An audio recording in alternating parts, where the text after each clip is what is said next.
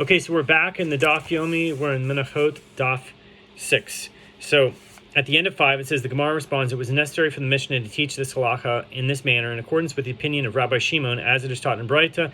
The Rabbi Shimon says, by right, the meal offering of a sinner should require oil and frankincense, so that the sinner will not profit. And for what reason does it not require oil and frankincense? So that his offering will not be of superior quality.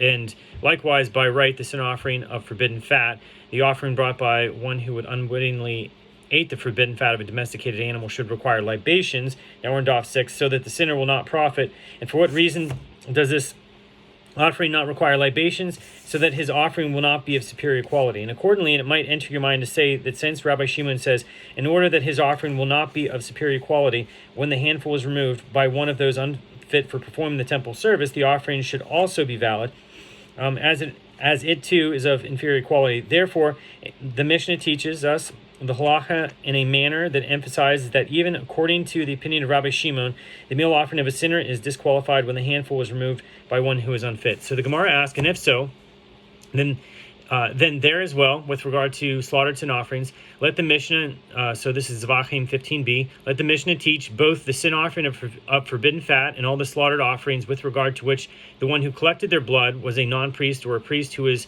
an acute mourner are disqualified. And let us say that it was necessary to teach the Mishnah in this manner in accordance with the opinion of Rabbi Shimon to emphasize that all the sin offering is not of superior quality and that it does not require that libations be brought with it. Nevertheless, it is disqualified with its blood, if its blood was collected by one unfit for temple service.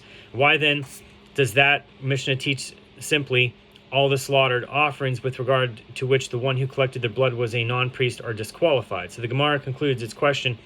Apparently, since the Tana teaches that Mishnah with the term all, and he does not teach except all offerings are indicated by the general disqualification, and there's no need to emphasize the halacha with regard to a sin offering, even in accordance with the opinion of Rabbi Shimon. Here too, with regard to meal offerings, since the Tana teaches the Mishnah with the term all, and he does not teach except, this means that all of them are indicated, even the meal offering of a sinner. So why then does the Mishnah specifically mention the meal offering of a sinner? The Gemara explains, it was necessary to teach the Mishnah in this manner, as it might enter your mind to say, since I have established that the first clause, so the Mishnah on 2a, is not in accordance with the opinion of Rabbi Shimon, with regard to the last clause as well, the Mishnah here, it may be concluded that it is not in accordance with the opinion of Rabbi Shimon. So therefore the Mishnah teaches us the halacha in this manner to emphasize that it is in accordance with his opinion.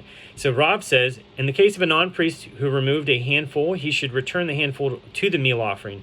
The Gemara challenges, but we learned in the Mishnah that a non-priest disqualified the meal offering by removing a handful from it. So the Gemara responds, what does the Mishnah mean when it says disqualified? It means that the non-priest has disqualified the meal offering until such a time as he returns the handful to the meal offering, whereupon the priest fit for the temple service should again remove a handful from the meal offering and sacrifice it. So the Gemara challenges, if so, then this is identical to the opinion of Ben Betera in the Mishnah, who says that if a priest removed a handful with his left hand, it is returned to the meal offering, whereupon the priest removes a handful from the offering with his right hand. What difference is there between the two opinions in the Mishnah?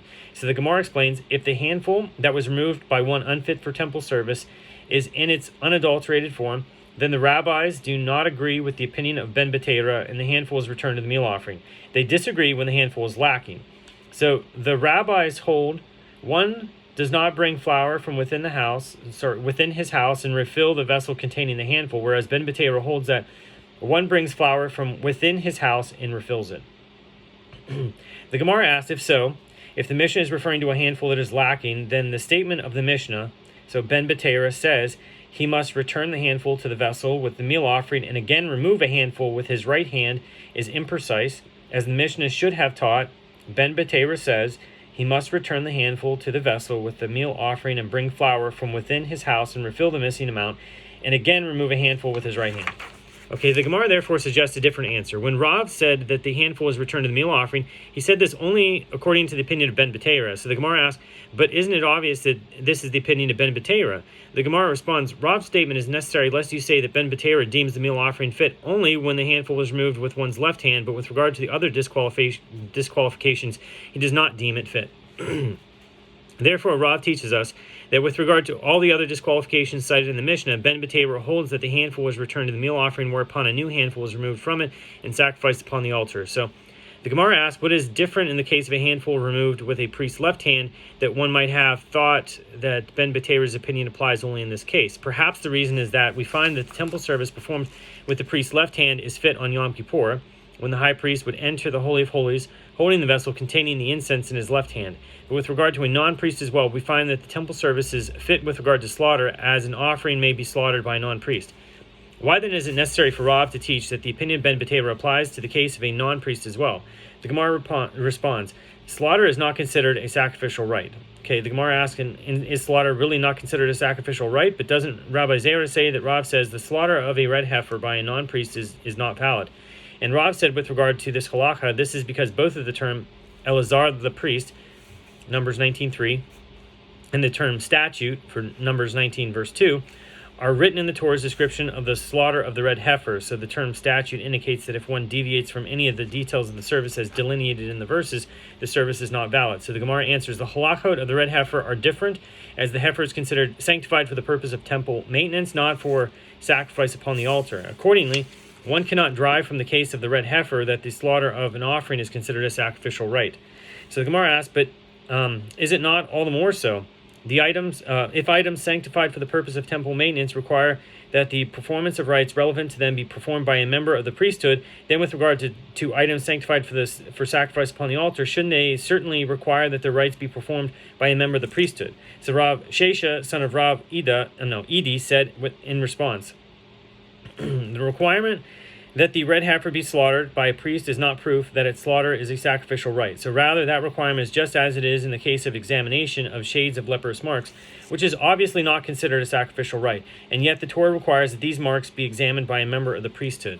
The Gemara asks, nevertheless, why was it necessary for Rav to teach that the removal of a handful by a non-priest does not disqualify the meal offering according to Ben B'Tabor? Let us derive it from the fact that there was a period of fitness for rites performed by a non-priest, as before the construction of the temple, it was permitted for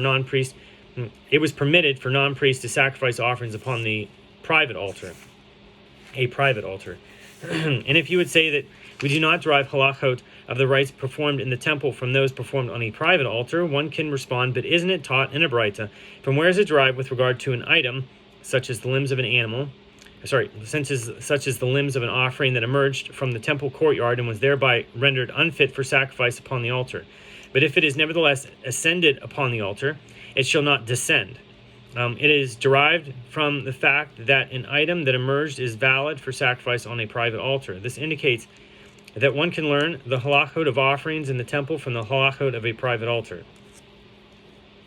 The Gemara rejects this. The Tana of that Baraita relies on the verse, quote, this is the law of the burnt offering, Leviticus 6:2, from which it is derived that any item that ascends upon the altar shall not descend from it, even if it was disqualified. In other words, the verse is the source for the halacha of the Baraita, whereas the case of a private altar is cited merely as a support for this ruling. So the Gemara asks, rather, the reason it is known that Ben B'Tabor permits the return to the meal offering of a handful removed by a non-priest is that Rav taught us so. Were it not for this, I would say that, with regard to other disqualifications, other than a handful removed with the left hand, Ben B'Tabor invalidates the meal offering. But isn't it taught in a Baraita that Rabbi Yoshi, son of Rabbi Yehuda, and Rabbi Elazar, son of Rabbi Shimon, both say Ben B'Tabor would deem fit in the case of all of the other disqualifications listed in the Mishnah. So the Gemara continues, and it is taught in a Baraita with regard to the verse, and he shall bring it to Aaron's sons the priest, and he shall remove from there his handful, Leviticus 2:2. That this verse indicates that the removal of a handful from a meal offering may be performed from the place where the feet of the non-priest stand, so there's anywhere in the temple courtyard. The Baraita continues, Ben B'Tabor says that the verse should be interpreted as follows. From where is it derived that if one removed a handful with his left hand, that he must return the handful to the right hand? It is derived from that which the verse states, and he shall remove from there, indicating that the handful was removed from the place where he already removed it. That is, the handful was returned to the meal offering and thereupon removed from the same meal offering with the right hand. This concludes the Baraita. So the Gemara explains the difficulty from the Baraita. And since the verse is written in an unspecified manner, it does not mention which handfuls are returned and what difference is it to me if the handful was removed with the left hand, and what difference is it to me if it was removed by means of one of the other disqualifications? So the Gemara therefore suggests an alternative explanation. Rather, this is what Rav teaches us. Ben Betera holds that if one unfit for temple service removed a handful, it may be returned to the meal offering, even if he sanctified the handful by placing it in a service vessel. And the statement of Rav serves to exclude the opinion of these Tanaim, as it is taught in Braita. Rabbi Yoshi ben Isian and Rabbi Yehuda the baker said, in what case is this statement of Ben Betera said? That is, in which case does he rule that the handful may be returned to the meal offering? It is in a case where the unfit individual removed a handful and did not sanctify it by placing it inside a service vessel. But if he sanctified it, then he disqualified it, even according to Ben Betera, and it may not be returned to the meal offering. And there are those who say that Rav teaches the opposite. That if an unfit person merely removed a handful, yes, Ben Betera permits such a handful to be returned to the meal offering from which it was removed. But if he already sanctified the handful by placing it inside a service vessel, it may not be returned.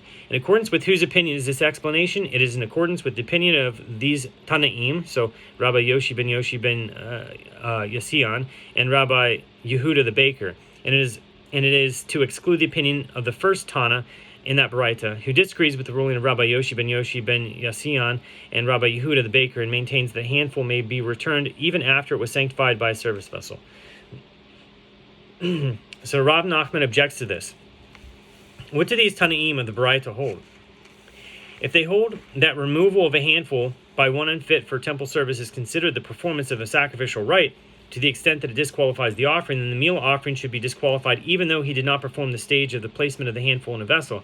And if they hold that the removal of a handful by an unfit individual is not considered the performance of a rite, then when he performed the stage of its placement in a vessel, that significance was there to this action.